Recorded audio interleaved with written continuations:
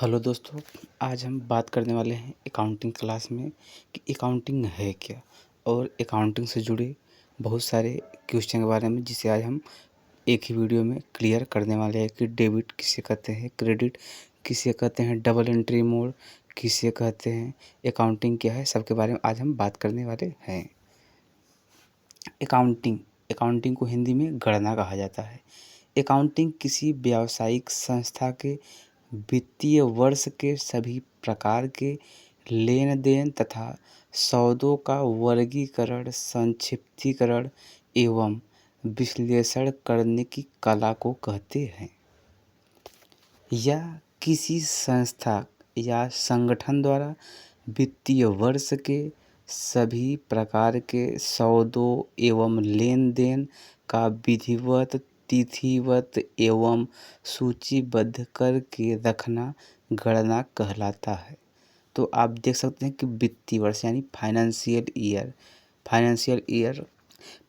Year जो 1 अप्रैल से शुरू होता है, तो 1 अप्रैल से 31 मार्च के बीच जितने भी किसी संस्था या संगठन या किसी कंपनी में लेन देन का विधिवत और डेट बाय डेट सूचीबद्ध किया गया कार्य ही गणना कहलाता है कि हमने कितना अमाउंट किस या फिर किसे पे किया है, कितना रिसीव्ड हुआ है, किस जगह इनडायरेक्ट या अप्रत्यक्ष व्यय हुआ है, प्रत्यक्ष व्यय कहाँ हुआ है, इन सब का ही विस्तृत रूप में गणना के रूप में हम इसे कहते हैं।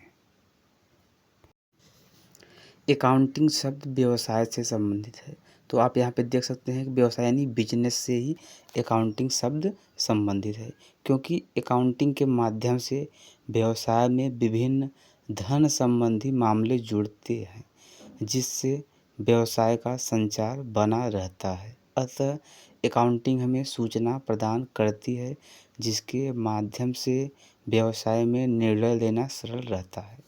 यानी कि बगैर अकाउंटिंग के हमें यह सूचना नहीं मिल पाती है कि हमने किस जगह कितना अमाउंट व्यय किया है, कितना अमाउंट रिसीव्ड हुआ है, तथा धन संबंधी बहुत सारे मामले हम निर्णय नहीं ले पाते हैं। इसीलिए अकाउंटिंग का प्रयोग किया जाता है। डबल एंट्री पद्धति का अर्थ है, डबल एंट्री मोड किसे कहते हैं? सभी व्यावसायिक सौदों का 2 भाग होता है, जो डेबिट तथा क्रेडिट कहलाता है। अकाउंटिंग की वह पद्धति जिसमें दोनों पक्ष प्रत्येक सौदे विवरण के लिए निर्धारित नियम का पालन करती है, डबल एंट्री पद्धति कहलाती है।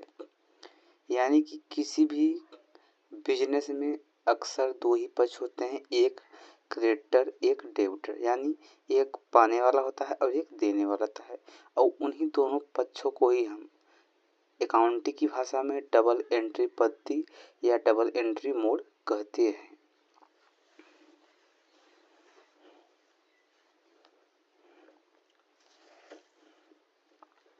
अकाउंटिंग की वह पद्धति जिसमें सौदों के 2 रूप या 2 पहलू होते हैं, जिसमें एक पहलू डेबिट तथा दूसरा क्रेडिट होता है, यह पद्धति डबल मोड कहलाती है।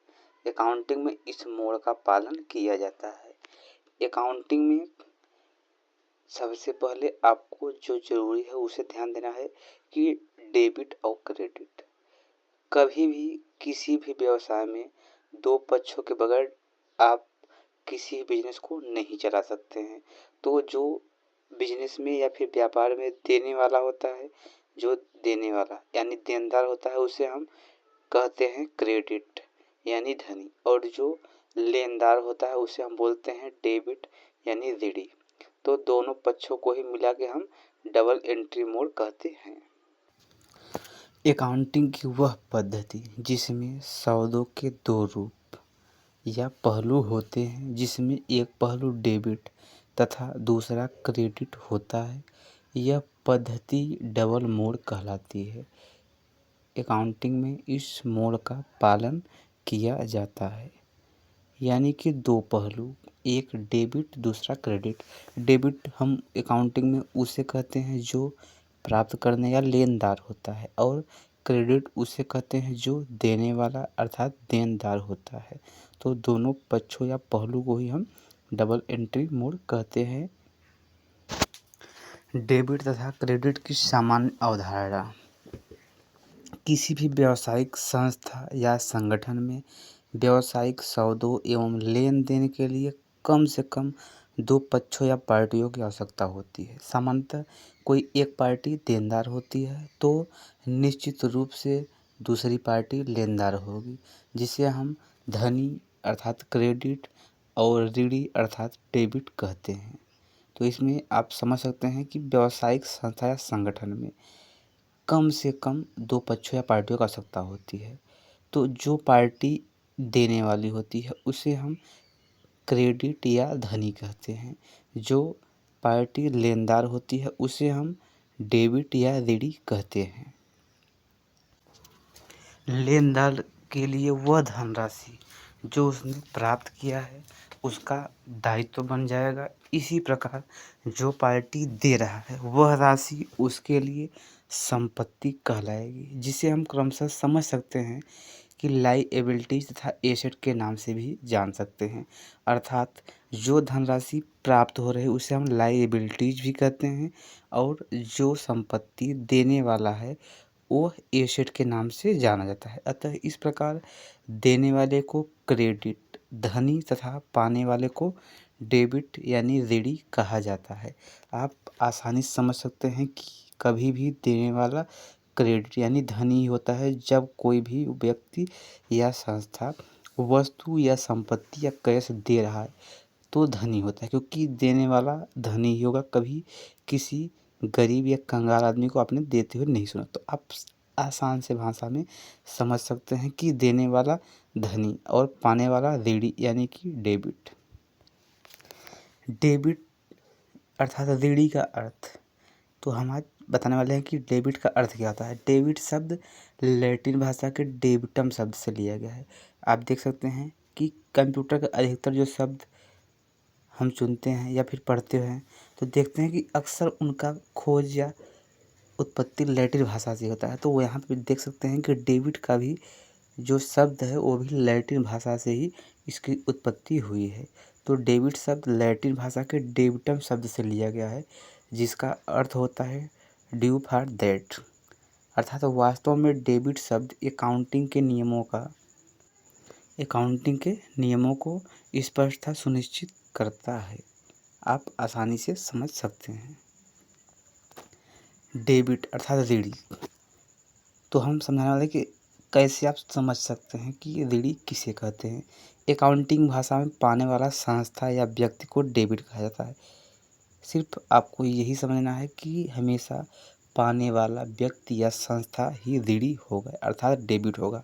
अर्थात किसी भी दशा में लेनदार को ही डेबिट कहा जाता है। अर्थात जो व्यक्ति पाने वाला या जो संस्था पा रहा है या फिर जो लेनदार है उसे ही हम डेबिट या फिर ऋणी कहते हैं। कभी भी देने वाला आपका ऋणी नहीं होता है, हमेशा पाने वाला व्यक्ति संस्था या संगठन ही ऋणी या डेबिट होता है। आइए एक उदाहरण द्वारा हम डेबिट को समझाते हैं कि कैसे हम समझ सकते हैं कि डेबिट और क्रेडिट में क्या अंतर है। राज ने 20,000 रुपये नगद प्रिया को दिया। 20,000 रुपये नगद प्रिया को। तो यहाँ पे समझना है क्वेश्चन को कि प्रिया को दिया, लेकिन किसने? राज ने। तो यहाँ पर पाने वाली प्रिया है, अतः प्रिया डेबिट होगी, जिसे ऋणी भी कहा जा सकता है। यानी कि जो पाने वाला है उसे ही हम डेबिट या ऋणी कहते हैं। तो आप नीचे देख सकते हैं डेबिट प्रिया 20,000, क्रेडिट राज 20,000। यानी डेबिट जो पाने वाला यानी प्रिया पा रही है 20,000, लेकिन क्रेडिट करने वाला राज है, तो यहाँ पे राज दे रहा है 20,000। क्रेडिट अर्थात धनी शब्द का अर्थ। क्रेडिट शब्द भी लैटिन भाषा के क्रेडर शब्द से बना है। क्रेडर शब्द जिसका अर्थ है ड्यू टू दैट। यह भी अकाउंटिंग के प्रतीक के रूप में जाना जाता है। क्रेडिट अर्थात धनी किसे कहते हैं?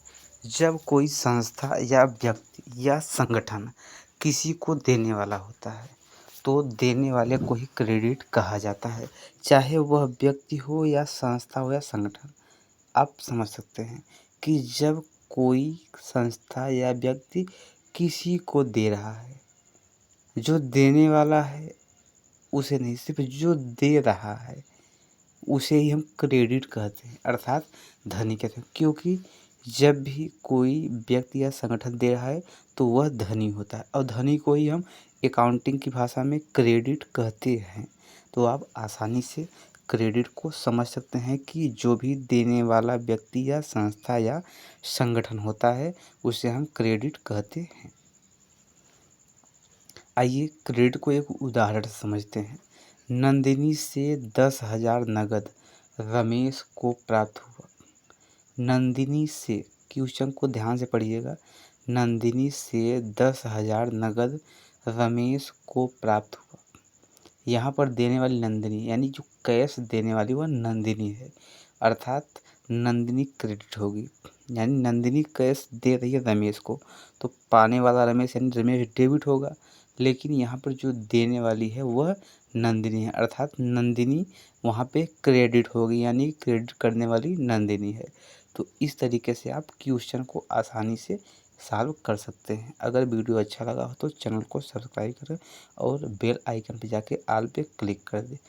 मिलते हैं अगले वीडियो में एक नए थियरी के साथ, अकाउंटिंग से ही जुड़े हुए।